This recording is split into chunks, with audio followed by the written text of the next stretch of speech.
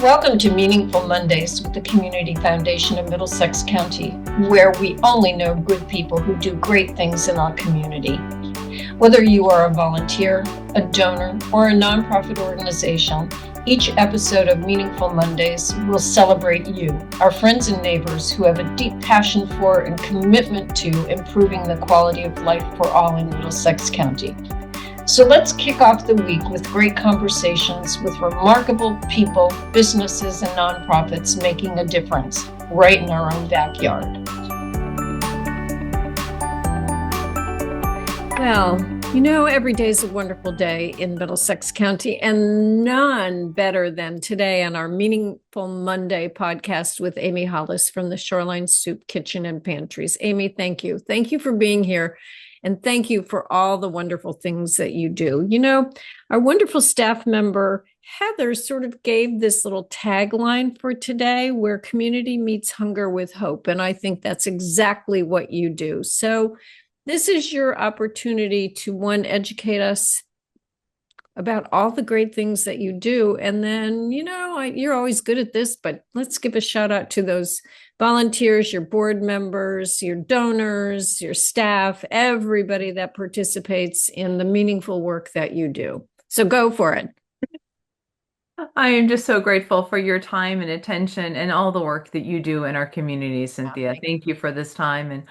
And it is a beautiful way that you connect all of us together, because you are connected through all of these networks, and it is a beautiful thing. And yes, absolutely, we do good work together and independently, but it is mostly together. And it is because we care so much, we find something we care about, and we work together. We have 800 active volunteers. Oh my gosh. It Wow. is incredible. And we only have 11 staff, and 4 of those are part-time. So we are a very small staffed organization. Small but mighty.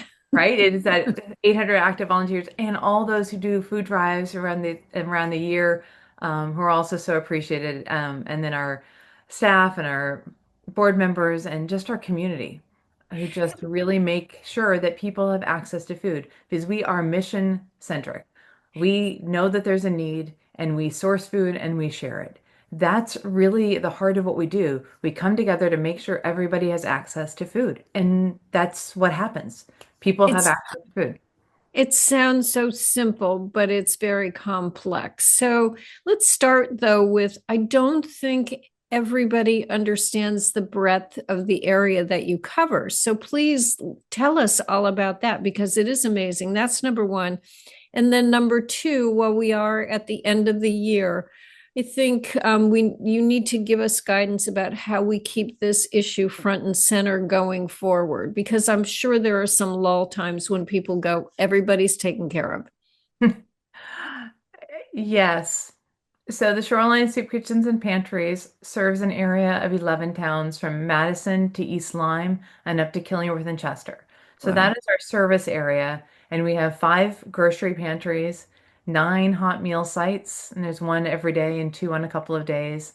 And then also a backpack program we have a pantry that shares food with backpack programs for children. So there's all these different touch points of where we get food to neighbors and fellowship to neighbors, through the pantries, the meal sites, through the backpack programs. Our pantries alone were 1.7 million pounds of food in 2024. Oh my Carried. gosh. And Wow. that had to be carried multiple times, right? It gets carried, it gets sorted, it gets packaged, you're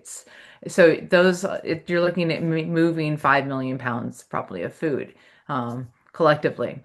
So I don't think, Amy, that the people understand the breadth of what you do. And you shared with me before we started taping all the things that you did for Thanksgiving. So can you share that with us? Because to me, it was like, oh my gosh, I can't comprehend. Oh, great question. Yes, there is so much food that goes into this and so much effort, and um, different programs every single day. So every day, different day of the week, there is a hot meal. So for Thanksgiving the week prior, we had pantries up and running, providing groceries and turkeys. Sometimes over 400 families would attend one of our pantries. Gosh. And our community meal sites, a number of people would come to those meal sites as well. So all of those things together, whether it's hundreds of people coming to get groceries, on a day, including turkeys or whether our meal sites. It's just there's always something. There's always a touch point and an access point to food because that's what the heart of what we do.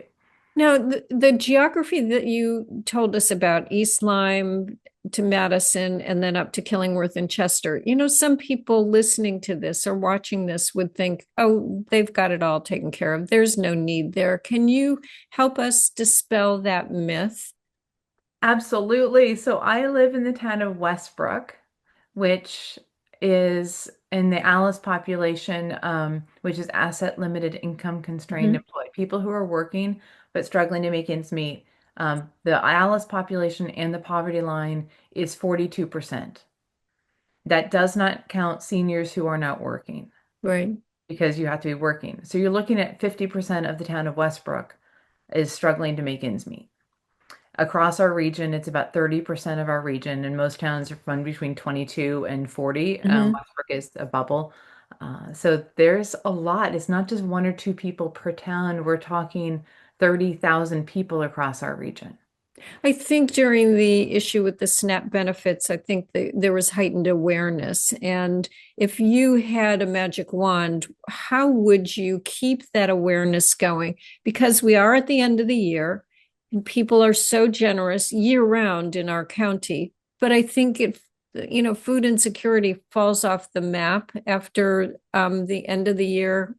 What are your cycles like? When is the greatest need for you after this rush of people being incredibly generous? Yes, the end of the year sees so much generosity in that Mhm. fourth quarter, and it is incredibly amazing how we come together to make sure people have access to all these different supports. But as we know, pretty much everyone eats every day, and our need continues year round. So we have to be very diligent about our budgeting process so that we save the money from the end of the year and be able to feed people throughout the rest of the year because people are going to come to our grocery pantries and our meal sites and get packed food in our backpack programs throughout the year.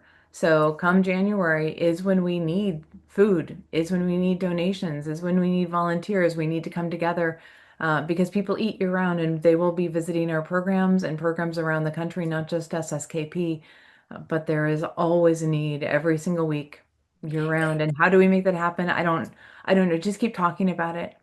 Yeah, I think that's really the thing. And if there was a silver lining in the SNAP thing, I think it was the heightened awareness of the need throughout not only our region, but throughout the country. So we'll keep that awareness going. Is there another time of the year? I've always heard that summer is a difficult time. Have community gardens helped in that way? Oh, a shout out to our amazing community Right. gardens who bring in tens of thousands of fresh produce in the summer. That does help. There is a need in the summer, there's a need in the winter, there's a need in the spring. There's always a need. And I'm not sure if there's any one specific bubble that happens. It is pretty much that this quarter, the last quarter of the year, sees a lot of generosity and support Well, no, and I'm thank you around. for dispelling my myth, my bubble. That so I'll continue to think about this year round as we always do.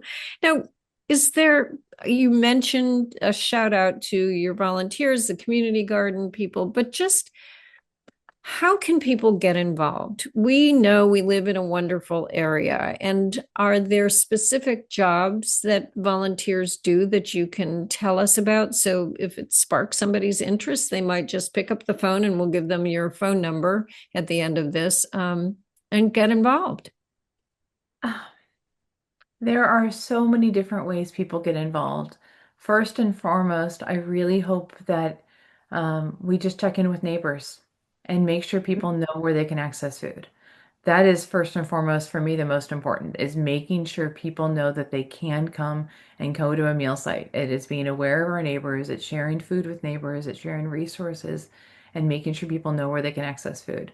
And yes, if people want to volunteer, that's a wonderful thing. Sometimes we are at capacity, which is a Oh my beautiful thing, gosh. but Yeah, that that's goes back and beautiful. forth. But then there'll be a bubble when all of a sudden it's like, oh, we need more help. And then if we don't, and it's always a back and forth. So we need people who are strong and can carry 50-pound boxes of food because we're moving that 1.7 million pounds of food every year. but we also need help with registration, with giving bags of food, with greeting people, with directing people, with sorting produce. There's so All many of the above. So I'm all sure you of us, have a and huge, cooking meals and sitting with people at meal sites and just coming together and being community. oh my gosh, you're just amazing. So I'm sure that there are just some particular stories that warm your heart. So how about sharing one of those that would warm our heart? That make Oh, because you work hard and you're human, you get tired, but when you're tired, what do you think about to keep you going? there is something very special about being present. So, yesterday I had the opportunity to just sit and walk through and be at one of our programs. And there's almost this visceral feeling being there, where it transcends everything else in the world. We're not worried about the world or, what's happening in my house or whatever's going on. We are there present, watching this beautiful flow of a dance or whatever you want to call it, No. where everyone comes together. And there's something that I don't really have the words for as I watch volunteers and I watch staff and I watch our guests come together and nobody's doing anything other than trying to find a way to get food to people. That is what is on their hearts and their minds. They're laughing, they're joyous, they're kind. It is this beautiful space where one sits and walks through and just feels this kindness like a hug, like the world is okay. And then you go out into the real world and you go, I know the nicest people.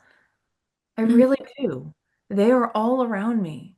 They are our guests, they are our neighbors, they are our volunteers. They are all of us together. I'm Uh, so glad we're recording this because you've just got it's almost like you have a verse to a song. It's an anthem for the SSKP. That was just wonderful. And I'm sure that warmed my heart, and I'm sure it will warm everybody listening to this. If you had the power and a magic wand, are there two or three things that you would want or take care of? I personally and professionally, if I had a magic wand, I would make sure everyone around the world had basic needs met. Cut and dry. That is something I have believed since I was a child that was possible. I still believe it is possible. And it is only my belief that people get in the way of making that happen. And it will happen one day. And we are doing that here for food, and it is happening in other areas for food, but it needs to happen for all basic needs. So that's that magic wand that's waving, saying, yes, let us all make sure everyone has those basic needs met. And then it's basic dignity, making sure Right. everybody knows in their heart, in their psyche, that they belong just as they are. And I think you're so good at partnering. So it's having the ripple effect of partnerships. Your wish will come true, my dear. I'm sure that it will. So tell us a little bit about how you partner out into the community because you cover a huge area, but you may have 800 volunteers, but you also need people in the community to help. Oh, we are grateful for the food that we receive from Connecticut Food Share and United Way Southeastern Connecticut Gemma Moran, where we are able to Right. receive food. The community gardens, our faith communities, every single one of our meals and pantries are housed free of charge in communities of faith. And it is incredible because we couldn't do what we do without their support. And that just is such a beautiful thing. And then all our donors, right? We have this matching challenge that happens once a year where Right. partner sponsors come together, and neighbors really do food drives. And our fire department, who are first responders, but they're also doing a food drive for us every year. Talk about the humble moment when you go to say thank you and receive food that the fire department is collecting, who are also going out on all these emergency calls. People are thinking of neighbors and finding ways to help. And I think in our area and throughout all areas, people do have huge hearts. They just need to channel it. They need somebody like you to channel it their way.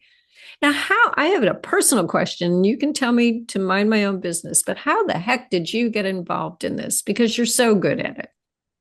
Oh, well, thank you for saying that. I really do appreciate it. I love what I do. It's exhausting, it is all-encompassing, and I love what I do because I do get to work with the nicest people in the world and just encounter them. Actually, I started, my husband was our first family volunteer with the Shoreline Soup Kitchens and Oh my Pantries. gosh. He got us involved way back 24 years ago or something. Wow. And he was a meal site coordinator at one of our community meal sites for the Shoreline Soup Kitchens. And I was the tangential, oh, you need help? I'll come and help. But he was the coordinator at one of the meal sites way back when. And I helped, but Scott did a lot of that work. So very grateful that he took that lead. And then I was involved from that time. I haven't always worked in this area. I've worked in other areas, but then came back and then was on the board of directors and then was 6 years ago stepped into this role. And I'm so grateful for the opportunity and the trust that we have for one another uh, to really Come stay on. focused on mission. And of course, Scott would have been the one to get you involved. Of course, he would. So now let's just take a step back because I want people to, after they're listening to your wonderful story and your wonderful anthem for SSKP, and I really think you ought to do that. And I also think you ought to have a t-shirt that says where community meets hunger with hope. I think that should be a wonderful t-shirt for you. Um, let's remind people about the need. Because statistics and hearts go together well. So we'll start with the statistics and then we'll ask you to just reiterate how people can get involved. And the all important thing is, how do they reach you? So it is about 30% of our region, so 30,000 people fall in the category of ALICE and in poverty. Last year, we shared groceries with about 8,500 people throughout the year. So that's about, 8.5% of the population were receiving Right. groceries. That means there's some need that we're not actually meeting, but that's because people may not need groceries. They may need other supports, and they may be finding other access points for that, whether it was SNAP benefits or other supports. But that's a large percent of the population to be in need. Mm-hmm. And it may be your neighbor. It's 70%, about 70% is suggested is the number of people who live paycheck to paycheck. So that may be somebody whose household is making $100,000 a year, but is just can't figure it out because another accident happened, or the car broke down, Right. or somebody's in the hospital, or the insurance costs just skyrocketed. Then the need is everywhere. Everyone, almost every one of us, the majority are one paycheck away from needing some type of help. And so that's why we do what we do. We have as little questions as we can, recognizing that everyone should receive food. I mean, Right. I don't see a Right. situation where people shouldn't have food. Yeah. So that, So some simple, because you gave us some simple examples about how, and because it may be overwhelming to somebody listening to all the statistics. So some simple things that we can all do to help. Check on a neighbor, give a check neighbor on a food. neighbor, check on a neighbor. And I use this example over the past several years, saying, hey, I'm just talking about this, what do you do? And people say, how can I help? It's like, well, check on a neighbor, right? If you knew Mhm. a neighbor was in need of food, wouldn't you drop off a can of soup or something? And 99.9% of the people I've spoken to said, of course I would. But there are a couple who wouldn't. And that hurts my heart. And so we need to make sure that we are checking on neighbors because some of our neighbors won't even tell us that they're struggling. Right, Most of our neighbors probably wouldn't. If we right, think about ourselves, would we say, hey, I'm really struggling? I could use right, a can of soup. right, It's trying to find ways to say, oh, look, I had some extra groceries and I bought too many carrots. Can you use some? We don't have to know the story, but we can drop it off and find a right. way. And so that's happening. And then just dropping off one can of food at a bin in our area, in any area around the country, it will get to people in need. And Volunteering, donating, all those things make a difference. and in our area, where can we find those bins? There are bins in a lot of the grocery stores, Okay. and there are bins at our pantries as well. There are some stores that have bins. They're blue bins, usually marked with Shoreline Soup Kitchens. But I'll tell you, if you find a bin somewhere else in the country or the world that is collecting food, it's probably going to get to Right. people in need. Right. Right. So just some really simple things. It is. It's simple because one act of food, one act of kindness is hope in the world, right? Every single can of food, every single smile, every single just saying, I see you, I'm glad you're here, Mm-hmm. is hope. Now, give us your phone number or the best way to reach you or whoever is in charge of your volunteers, because I really want a call to action from this, and hopefully you'll get more volunteers than you could possibly use. But, Our, you can always use them. our office phone number is 860-388-1988. And we have somebody in the office almost every morning around 8 to noon. So you will actually get a live person most of the time when you call the office. Hallelujah. I know. That's No phone great. tree. You'll just get a person, a That's kind really great. person answering the phone. That's And great. that's if you're in need too, if you need help. Repeat the number again, though. 860-388-1988. Okay, 1988. 1988, 1 year before we were founded. Well, a good way to remember it. So, Amy, is there anything I should have asked that I didn't ask? There's always more to talk about, but it's just being kind people in the world. And I'm just so grateful. And I'm curious, what do you think are some of the needs? What can we do better? How can we network together better? How can we make sure basic needs are met?